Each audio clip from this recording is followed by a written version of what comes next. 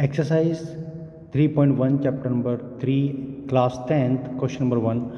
Aftab tells his daughter, 7 years ago I was 7 times as old as you were then. After 3 years from now I shall be 3 times as old as you will be. Represent this situation algebraically and graphically. देखिए question क्या कह रहा है कि आफ्तार अपनी बेटी से कह रहा है कि 7 साल पहले वो उससे 7 टाइम्स था, उसकी एज से 7 टाइम्स था, और आफ्टर 3 इयर्स वो उसकी एज का 3 टाइम्स हो जाएगा। तो इसे हमें एल्जेब्रिकली और ग्राफिकली दोनों तरीके से सॉल्यूशन करना है। तो एल्जेब्रिकली के लिए हमने पहले लेट किया, let the age of Aftab. Aftab की एज होगी हमारी x ईयर और उसकी बेटी की होगी y ईयर। 7 ईयर्स एगो, क्योंकि एगो बोल रहा है तो माइनस होगा x माइनस 7 और y माइनस 7। देखिए जो आपके एजिज वाले क्वेश्चन होते हैं जिसमें जो बोलता है उसका अपोजिट होता है। आफ्ताब बोल रहा है यानी कि उसकी बेटी के में होगा, 7 टाइम्स उसकी बेटी का कर दिया, x minus 7 equal 7 y minus 49, और ऐसे यहाँ पर इक्वेशन बन गई x minus 7 y equal minus 42। इस इक्वेशन के लिए हमें एक टेबल ड्रॉ करनी है। टेबल ड्रॉ करने के लिए हमने मिनिमम 2 वैल्यूज़ चाहिए। From the equation 1, equation number 1 से x इक्वल 7 y माइनस 42 आ गया। यहाँ पर x की वैल्यू 0 पुट करी, इस वाली इक्वेशन में x की वैल्यू 0 पुट करी तो y की वैल्यू 6 आई। देन x की वैल्यू 7 पुट करी, y की वैल्यू भी 7 आई, और जब हमने x की वैल्यू माइनस 7 पुट की तो y की वैल्यू 5 आई। 3 ईयर्स लेटर, 3 साल बाद, 3 साल बाद है यानी कि प्लस होगा, x plus 3 equal 3y plus 3। 3 times क्यों करा? क्योंकि क्वेश्चन में बोला गया था कि वो उसकी एज का 3 टाइम्स हो जाता है। तो 3 टाइम्स इसका किया, 3y प्लस 9 आ गया। यहाँ से equation I x minus 3y equal 6। From equation 2 से x इक्वल आ गया 6 प्लस 3y। तो हमने यहाँ पर भी एक टेबल बनाया और टेबल में हमने y के प्लेस पे जब 0 पुट किया तो x की वैल्यू 6 आई, जब y के प्लेस पे माइनस 2 पुट किया तो x की वैल्यू 0 आई, और जब y के प्लेस पे माइनस 1 पुट किया तो x की वैल्यू 2 आई। अब इसको ग्राफिकली रिप्रेजेंट करना है। ग्राफिकली के लिए मैं आपको दिखा देता हूँ किस तरीके से ग्राफ बनाते हैं। ये आपका क्वेश्चन नंबर 1 का ग्राफ है जिसमें कि हमने x एक्सिस और y एक्सिस लिया है, x डैश y डैश। ठीक है, इसमें हमने मिनिमम वैल्यू जो ली है इसकी मैक्सिमम वैल्यू 7 ली, क्योंकि हमारी जो टेबल थी उसमें मैक्सिमम वैल्यू हमारी 7 थी, हमने 7 वैल्यू ले ली।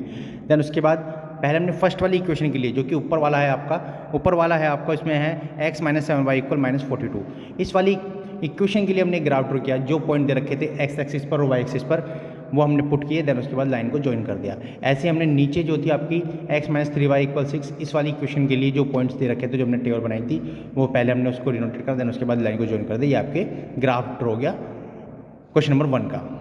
क्वेश्चन नंबर 2, क्वेश्चन नंबर 2 में कह रहा है the coach of the cricket team buy 3 bats and 6 ball ₹3900। Later she buy another bat and 3 more balls of the same kind for ₹1300। ₹1300 represent करना है एल्जेब्रिकली और ग्राफिकली। इसके लिए हमने लेट किया, let the cost of one bat की ₹x हो गई और 1 बॉल की ₹y हो गई। तो हमारी इक्वेशन क्या बनेगी? 3x plus 6y equal 3900। यहाँ से हमारा 3 कॉमन आ रहा था। देन उसके बाद हमारी इक्वेशन आई x प्लस 2y इक्वल 1300, यानी फ्रॉम इक्वेशन 1 से आया आपका y x equal 1300 minus 2y। इसके लिए भी हम टेबल ड्रॉ करेंगे क्योंकि ये 100 की टर्म्स में, इसलिए हमने 100 की टर्म्स में ही वैल्यूज़ पुट करी है। जब y के प्लेस पर हमने 600 पुट किया तो x की वैल्यू 100 आया, 500 पुट किया x की वैल्यू 300 आया, और जब हमने 400 पुट किया तो x की वैल्यू 500 आया। सेम ऐसे ही हमारी दूसरी इक्वेशन बनाएंगे जिसमें कि हमारा एक अनदर बैट और 3 मोर बॉल्स, तो x plus 3y equal 1300। From equation 2 से x इक्वल आ गया 1300 माइनस 3y। यहाँ पर भी y के प्लेस पर वैल्यू पुट करके टेबल ड्रॉ करेंगे। y के प्लेस पर 400 पुट किया 100 आया, 300 पुट किया 400 आया, 200 पुट किया देन 700 आया। तो इसका भी आपको एक ग्राफ ड्रॉ करना है, वो मैं आपको दिखा देता हूँ। ये क्वेश्चन नंबर 2 का ग्राफ है जिसमें कि हमने x एक्सिस और y एक्सिस लिया है, x डैश y डैश। इसमें जो हमने वैल्यूज़ पुट करी है वो 100 की टर्म्स में करी है, आप देख सकते हैं 100 की टर्म्स में हमने वैल्यू पुट कर रखी है। उसके बाद जो हमारी इक्वेशन थी x प्लस 3y इक्वल 1300, और जो हमारी दूसरी इक्वेशन थी x प्लस 2y इक्वल 1300, दोनों की हमने वैल्यूज पुट करके उनको लाइन्स को ड्रॉ किया है। ये आप क्लास 9th में कर चुके होते हैं, ग्राफ किस तरीके से रिप्रेजेंट करते हैं। क्वेश्चन नंबर 3 इस एक्सरसाइज का लास्ट क्वेश्चन है।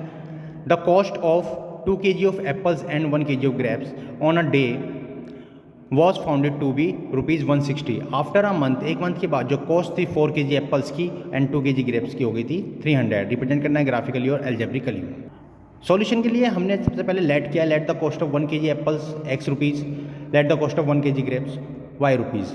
तो 2x प्लस 1y इक्वल 160, क्योंकि हमारे 2 kg एप्पल्स थे और 1 kg ग्रेप्स थे, तो उसकी वैल्यू होगी 2x प्लस 1y इक्वल 160 और यहाँ से 2x प्लस 1y इक्वल यानी y इक्वल 160। फ्रॉम इक्वेशन 1 से y की वैल्यू कितनी आ गई 160 माइनस 2x। इसके लिए भी हमने टेबल ड्रॉ करी क्योंकि ये 10 की टर्म्स में है, तो यहाँ पे हमने 10 की टर्म्स में ही वैल्यू पुट करी है। सबसे पहले x के प्लेस पे 80 पुट किया तो 0 आया, 70 पुट किया तो 20 आया और 60 पुट किया तो 40 आया।